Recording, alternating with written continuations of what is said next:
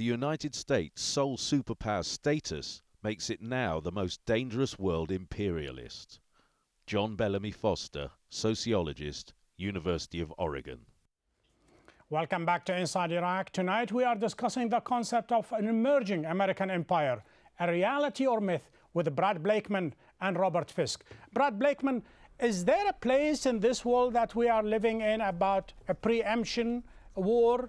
The concept that if the United States deems a specific country or even organization or anywhere there is a source, a threat against its interests, just goes to war. That's exactly what happened with Iraq?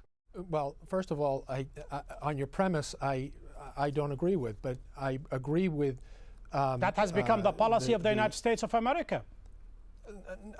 No, it has not. It's an option for the United States of America. Let me remind you, in 2002, in the State of the Union speech, President Bush stated that the preemption has become the United States policy.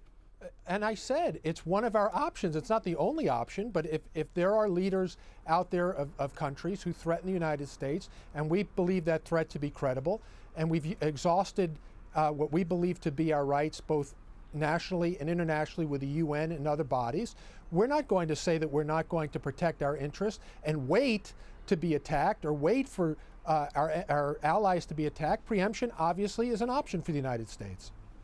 Robert Fisk, does that convince you, or does that open all the possibilities to the United States to do what it likes, for instance, against Syria or against Iran or even North Korea? Look, I'm going to have to say two things straight away. Brad has been quite abusive in his comments about me, and I would never be abusive about him. And I have nothing but exceptional admiration for the people of the United States.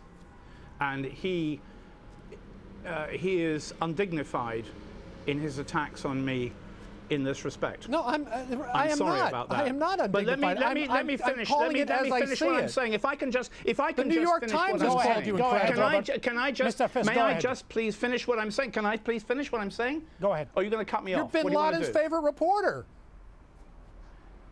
Brad, I'm not Bin Laden's favorite reporter. Bin Laden lies all the time. If he says I'm his favorite reporter, and he never said that, by the way, then he's obviously lying, isn't he? Do you believe Bin Laden? Because I don't.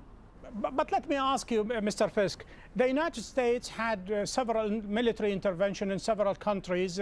Let us remember a few of them, for instance, Grenada, Panama, and then it just withdrew. If the United States wanted to build empire, we would just not withdraw from these countries. Mr. Johnson, there's nothing to say. Answer the questions. America is not an imperialistic power, as Jasmine actually stated quite correctly. If the United States sought to be an occupier, we would occupy. As we speak today, Condoleezza Rice, the U.S. Secretary of State, is in Iraq, and the news from Baghdad from the Iraqi Foreign Minister Hoshyar Zebari says most likely before the year is out, a security arrangement or perhaps some sort of a treaty will be signed between Iraq and Baghdad for a long-term U.S. presence in Iraq.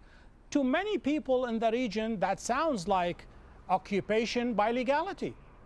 Well, by those who seek to do harm both to Iraq and to the United States, yes, I could see where they could see that's a bad thing. They don't want the United States there, but if the Iraqis want us there, they're our friends, they're our allies. We'll be there in friendship, the same as we're there in Germany, we're in Italy, we're in Japan. American presence in Germany and Japan, these two countries, they launch war against the United States, and they are occupied as a result of that aggression, while Iraq is the reverse.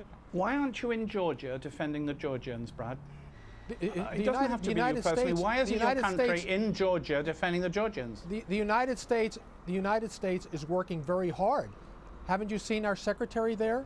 Haven't you seen our ambassador? Haven't you seen members of Congress? Unfortunately, yes. It's very unimpressive. It's very unimpressive. It's very unimpressive. Yeah, why isn't your military defending Georgia? Are you implying, Mr. Fisk?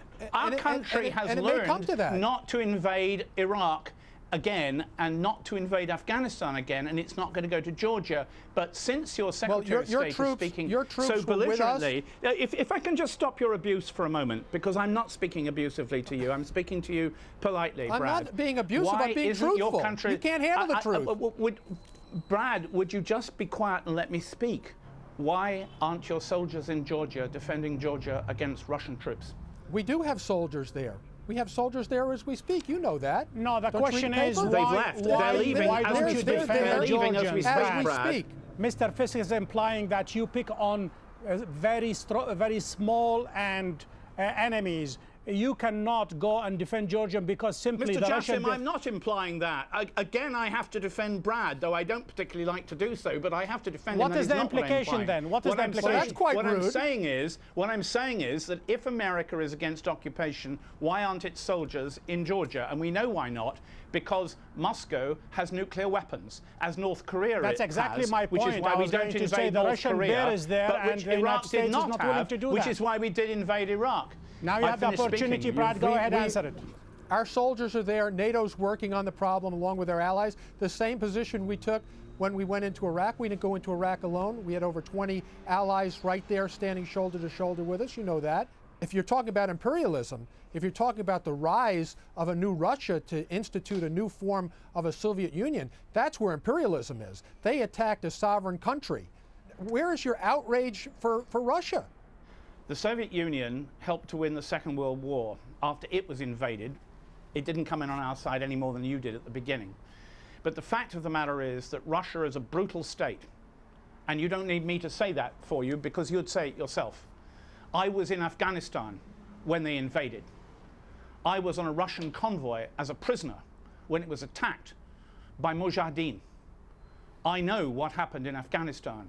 And you were much younger then. I don't think you were probably out of school then. I don't know. All I'll say to you is that I don't need lectures from you on Russian brutality.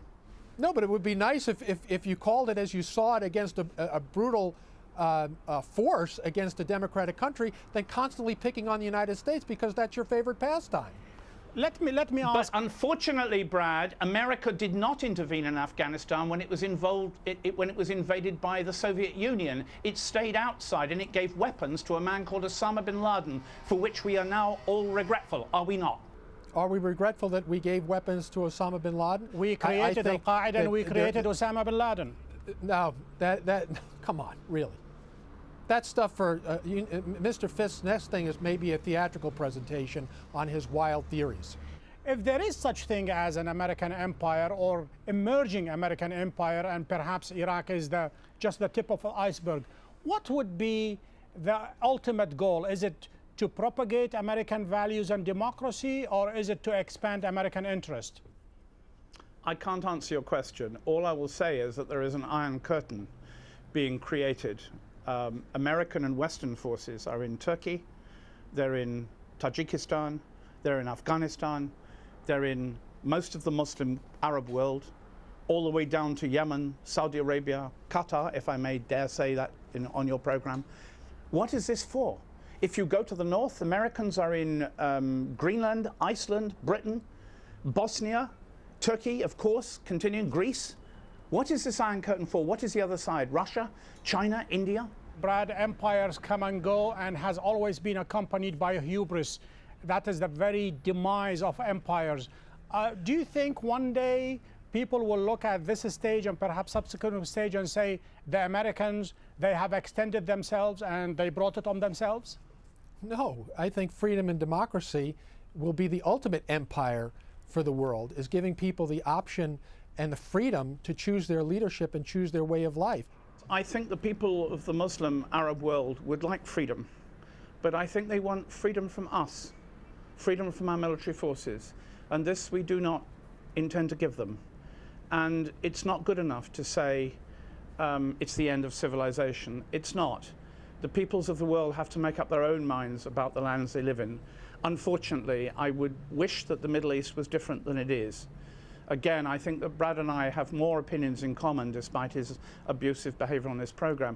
But I think that I have to say that I think Americans' presence in Afghanistan and Iraq is a great tragedy for the people of Afghanistan, and it's a great tragedy for the people of Iraq, and it's also a great tragedy for the United States of America. Author and journalist Robert Fisk of the independent newspaper, Brad Blakeman, former senior staffer of President Bush. Gentlemen, thank you for being guests on Inside Iraq.